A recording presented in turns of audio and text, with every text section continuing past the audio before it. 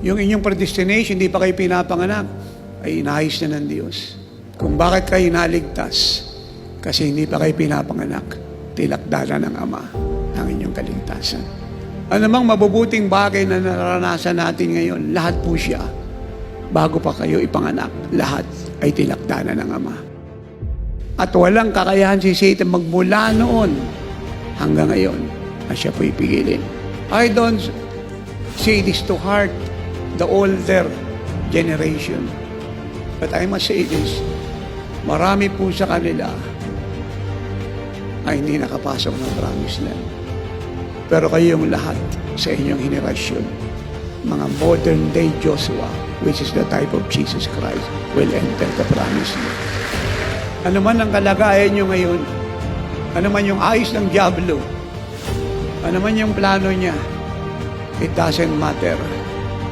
Hindi nagkamali ang Diyos na piliin kayo at ang tagumpay ninyo nating lahat kasama ng ating pamilya at ng buong ministry ay nakatala sa langit habang panahon.